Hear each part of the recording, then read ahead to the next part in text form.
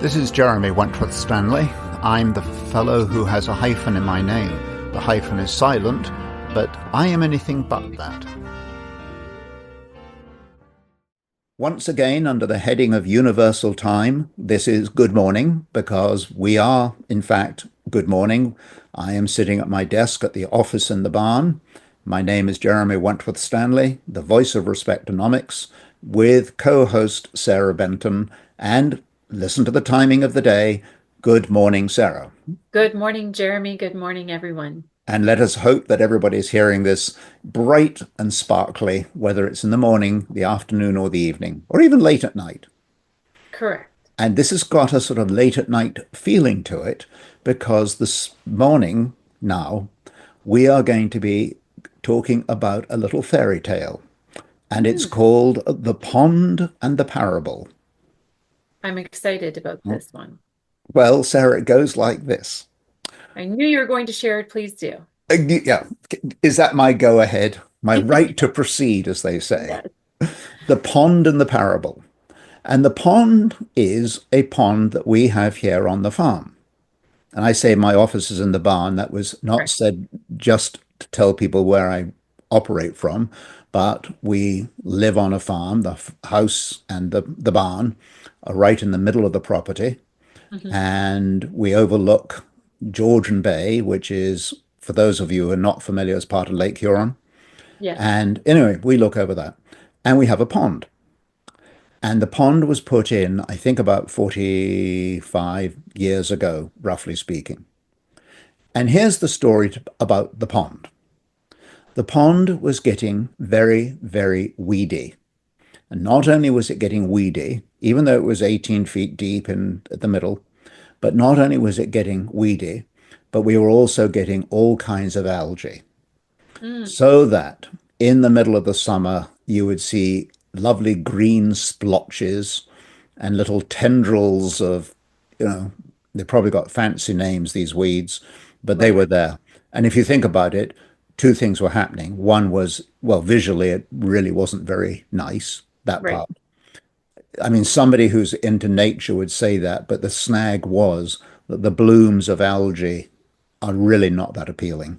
Right. So that was one thing. But the other thing is it was also stifling the life of the pond itself. It I was was going to say it was taking over. it was taking over. So back in the fall, we have John up. I think you know him or know of. Yeah, if you've met him once, haven't you? I Yes. think, yeah. John came up with all his history of excavating and all this kind of stuff. And we said to him, we need to get this pond reset and reorganized, Right.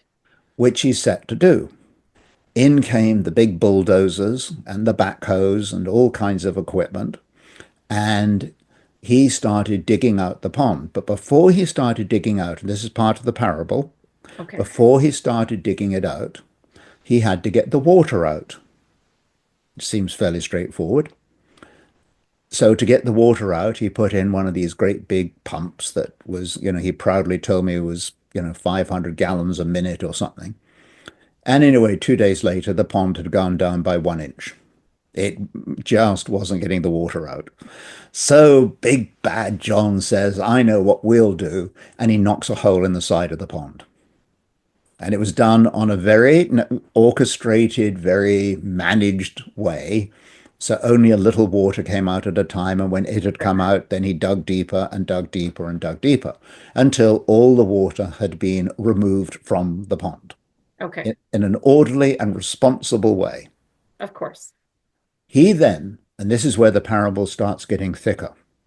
That's a clever play on words. It wasn't meant to be. I knew it. No, it wasn't meant to be. But it shows you the sort of the predilection to what the pond was all about. Plot thickens. What he did was took his backhoe and his bulldozer into the pond and started digging it out. And without any exaggeration, he took out 7 feet of sludge. He went down and down and down, digging and digging and digging until he got to the what you'd call the bedrock of the pond. But it was Yes. 7 feet across the entire footing base of the pond. That is a lot of sludge. Sludge. Sludge. Remember the word sludge. Yes. So he got the sludge out. and he put it over the bank of the pond, Hmm. and that in fact became new bank, new of the pond, meaning in other words, it strengthened the sides of the pond. Right. He then, something happened that's very important. As he was digging around and he was reshaping the pond, he was putting in steeper sides and this kind of thing. Now, some of this is getting into a sort of manicuring kind of approach, so I won't spend too much time on that. But the next thing that happened was while he was digging around, he found this significant deposit of blue clay, which isn't altogether surprising because we live in the town of the Blue Mountains, Right. which is where originally where blue clay came from, etc., etc. Anyway, so he took out the what you might call this blue clay Hmm. and used it to line the pond completely. Hmm. So the pond has now been relined, it's been reinforced, and on the last thing he did was to put in these little mini ponds, and not even really ponds, they're like little, almost like fish bowls with rocks Right. in them, ahead of the pond itself, but where the spring comes in. And the Hmm. reason for doing that was that they become the filters to stop muck getting into the pond. It's much easier to clean out the mini ponds than to wait until it's accumulated in the pond Right. itself. The pond is now full. And he came back and has done some more remedial work. It's now been grassed over, etc., etc. That again is important because it took two steps. It didn't happen on the first step because after he had excavated, he needed to see where everything was going to settle, Right. the wet clay and all that stuff. So when he came in to do the remedial work or the finishing work, that's when the grass seed goes in. The pond is now full, as I say, and it's got this incredible sort of blue color to it, Okay. which not only is very reflective, but it's changed the whole sort of visual topography of the pond and its setting and so on. Absolutely. So you might say, well, what does this all mean? And here we go. Because our lives are, in fact, full of sludge. And when I say our lives are full of sludge, I would also say to you a lot of businesses, organizations where two or more are gathered together, you will find in that organization there is sludge as well. Yes. And the problem with sludge is that particularly, and again, we're going to have this conversation is going to be complicated because we're going to be talking about personal life and corporate life or organizational life. Right. But in the organizational life, one of the problems is that the sludge is equated with people that aren't necessary or aren't performing well and so on. In comes the excavator, takes the people out, and they all wash their hands and say, gosh, what a good job we've done. Right. And that is an incredible indictment of the way that one human being responds to another human being. It's wrong. It's wrong morally, but it's also wrong from a corporate point of view or a business point of view because it's not solving the real problem. In our own lives, so we'll go back to the personal now. In Yes. our own lives, we have sludge. John came in with the excavator to take the sludge out. Number one. Number two, who's going to take the sludge out of our lives? I think it's very difficult to do it yourself. If you'd said to me, take a shovel and get the sludge out of the pond, I would have been chatting with you in 2095 and still wouldn't have got any further ahead. Right. So doing it yourself is very difficult. So are you with me so far on this parable? Absolutely. Yes. Yeah. Okay. So the point of the matter is for the sludge to get taken out of my life needs an outside consultant or a counselor or some source of individual that can come and help me identify the sludge. Right. But I want to be very careful about one thing. The sludge we're talking about always sounds like all the junk in our lives, which to an extent is true. The symptom of that sludge was the weeds and the algae. So when we see weeds and algae in our lives, when we see weeds and algae in corporate businesses and things going Yes. on, and you get the examples of that are, by the way, lousy customer service, How many times have you been left hanging on a phone or not getting answered back or all the Right. things we can talk about? But the point of the matter is that sludge in our own personal lives is something that where we might need external help to get rid of. I think being aware of it is very helpful. Just be aware that I've got Yes. sludge in my life and that someone else has got a spade and someone else has got a fork and somebody else has got a shovel and they can help pull it out. That is our dependency on another human being.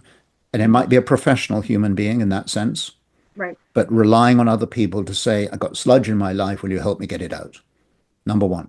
But the corporate part of it is this: that sludge that we talk about, and when the corporation comes in with the excavator and starts getting rid of people, they're actually getting rid of the wrong thing. Mm. What they need to get rid of are the attitudes that create that sludge. Those are the attitudes of discrimination, abuse, greed, elitism, entitlement, the all of those things that have created this mistrust between so many in so many organizations, whether it's corporate, whether it's business, whether it's political, but you constantly find this mistrust. And out of that mistrust and out of that abuse and of process, the abuse of the human being, that's when the weeds and the algae start forming. Would you consider that culture? Yes. Challenges or problems with Yeah. culture? Yeah. So to change the culture means to get rid of the sludge. That's the sludge that we're talking about. It's not the people. We may easily find that when we've taken out the sludge, that you will then say, ah, we can now do, these people can now do different things. That Right. is absolutely fine. Do you know one of the things we do in life? We always talk about repurposing things. Right. So you have a wine bottle that you turn into a lamp, or the things that we do that repurpose.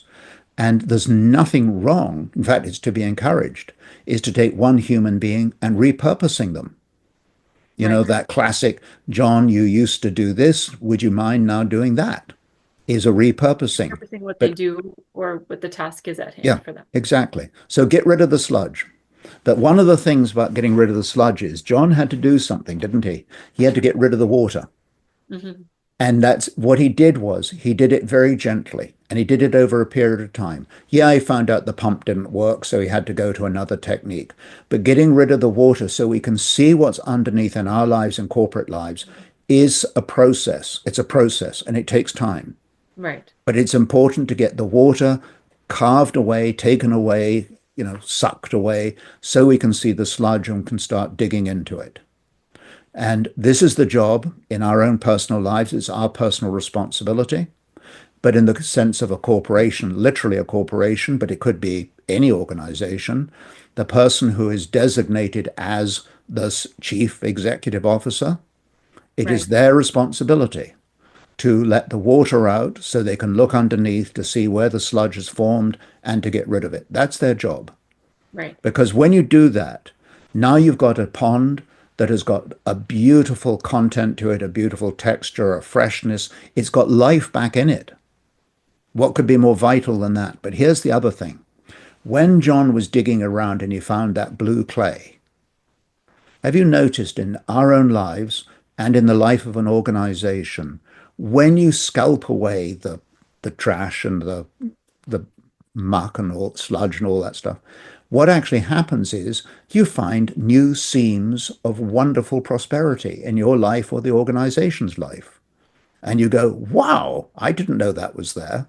But it's all been squashed by the sludge and the muck and the toxins. So get rid of those so that that new blue clay can come out in your own life and in the corporate life. As variables change, perspective can change, and what we see Yeah, change. yeah. Hmm. But I think the pond is a very useful Hmm. metaphor, a parable. It's an allegory, whatever word you care to use. But it's one that it's created this different topography, this different look, this different reflection, this different life. And if Yes. it's brought all that into it, I think the message is take a look at the parable, get rid of the sludge, let the water out so you can see what the sludge is. But don't go in there, as we used to do, trying to get rid of the weeds, because the weeds will always grow if the sludge is allowed to be there. Take out the sludge and out go the weeds.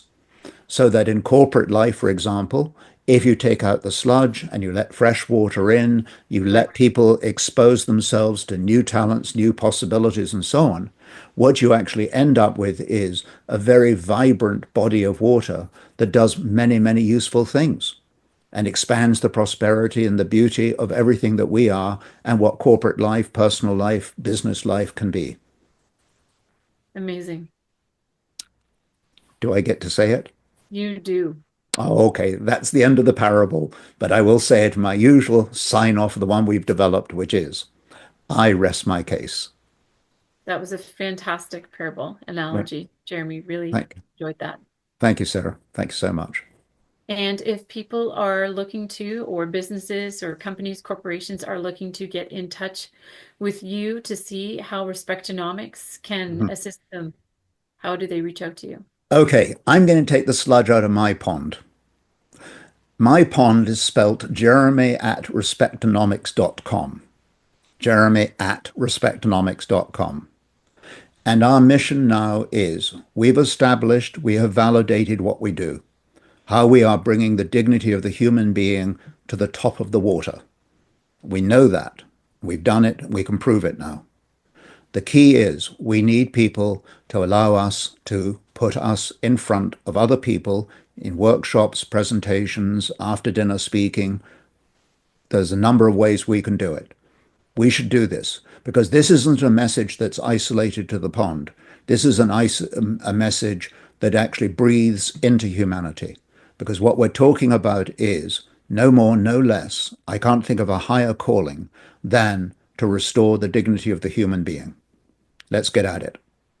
And on that note, please don't hesitate to reach out to Jeremy and Respectonomics to see how we can positively influence and impact your lives in your workspace.